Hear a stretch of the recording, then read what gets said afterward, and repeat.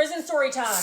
Let's get into it. So basically, when I got sentenced to prison, I think I was 20 because I had my 21st birthday in there. Wasn't nobody getting crunk on their 21st because, bitch, you was locked up. They ain't letting that ass out. So when I first get to prison, I was at Leandale State Prison in Alto, Georgia, which was a maximum security women's prison at the time. So I'm thinking that when I got there, I'm going to be there in diagnostics for a few weeks. Diagnostics is where they do like a bunch of blood testing, a pap smear, and shit like that. And then they classify you and put you at where you're supposed to be for the rest of your sentence, right? So I'm sitting here thinking, this is a maximum security prison. I have minimum security charges. I got sentenced on drug charges and a fleeing and eluding charge. Fleeing and eluding charges meant when I was stopped, I proceeded to get out, run, and I got tased. That's where I got the name Tasia from, because Tasia got tased. Taser! So that's what I was in prison for, okay? So I had minimum security charges. And at this prison, usually people that stayed there for the majority of their time were people and, you know, charges like that, right? So I didn't belong there.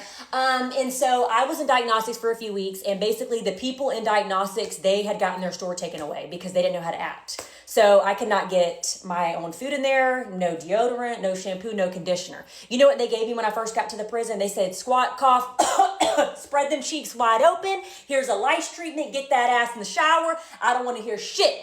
So that's what I did. I didn't have no shampoo, conditioner for the 3 weeks that I was there. I could not wash my hair. It was naughty.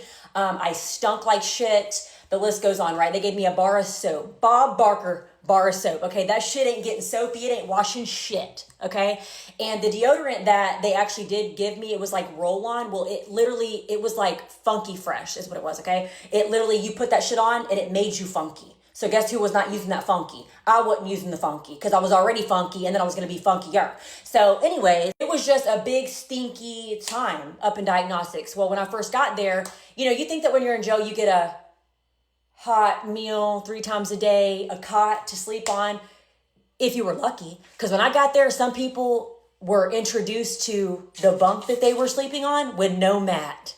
They were sleeping on a bare metal bunk because they ran out of mats. Lucky for me, I had a mat. Lucky for me, nobody tried to rob me of my mat, okay? So I didn't have to go through that. I went through the stinky part of it, stinking like shit, hair looking a mess, but I still laid my back on the little thin ass fucking mat that I did have, okay? And if you got a blanket, it probably stunk and had some holes in it. Well, when I first got there, my hair was longer, way longer. It was down to here, way thicker. This was before the bleach, all that shit, right? I had knotted up hair because the lice treatment, no shampoo, no conditioner, right? So I was having a hard time putting it up in a bun. So, you know, this was how my bun was. When they said attention on deck and that warden came in, I was like this. Because you had a few seconds to get it right and tight. Otherwise, your ass is going to get the shit beat out of you. Okay? Anyways, this is how my bun was. The warden said, ma'am, I don't know where you think you are, but you better get that bun right and tight or I'm going to cut it off and give it to Locks of Love. I know you fucking lying. So I learned how to do it real fucking right and tight and real quick, okay? Quick, hurry, hurry, hurry. So the next time they said attention on deck, bitch, attention was on deck. That bun was right and tight every other time. After about a few weeks in diagnostics, they proceed to say, Hussy, pack it up, because that was my maiden name, okay? They were like, Hussy. By the way, the guards had a field day with my last name being Hussy. They were like, Hussy, Hussy, Hussy, Hussy. Little Hussy, haha, your last name's Hussy? Yeah, bitch, it's Hussy. So they ended up keeping me at the prison. They just put me in a dorm with other inmates, the same charges kind of similar to mine. So you're still on the prison compound with the rest of everybody. You're just in a separate dorm, okay? And I got a 2-year sentence. I did 8 months and I got the fuck up out of there, okay? Believe it or not, I got into no trouble while I was there. I was ready to get the fuck out, okay? I had seen what I needed to see and I never wanted to go back, okay? God said, you ain't gonna learn, you gonna learn today. So not only are you going to prison, you're going to stay at a maximum security prison. You're going to hear the worst of the worst. You're going to see the worst of the worst so that maybe your stupid ass won't come back. And guess what? That was enough for tasty tea. Okay? Imagine somebody asking you, what are your charges? You say fleeing and eluding drugs. And they say, yeah, well, I decided to my friend because she was talking shit about me. I'm going to have to see my way out, man. I only got into 2 little arguments in prison. One was in diagnostics with a girl, and I told her that she could stop running her fucking mouth and drag me off this bunk.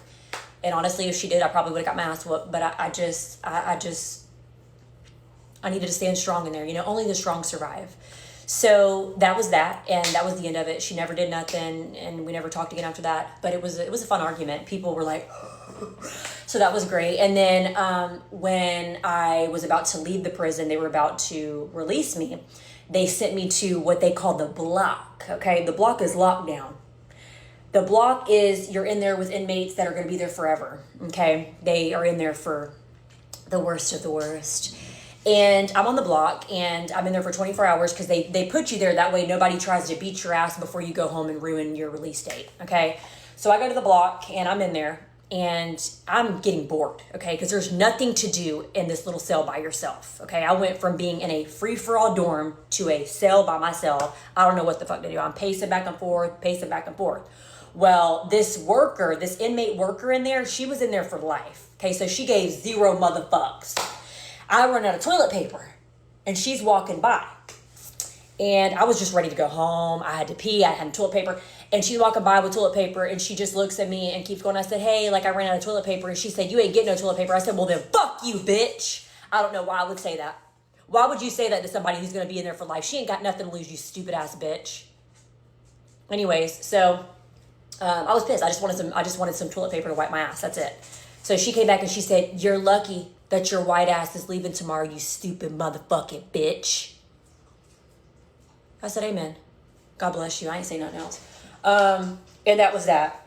So I would just advise you not to go to the trenches. You know, like it just brings out the worst in you. It truly, truly does. And only the strong survive. Thank you.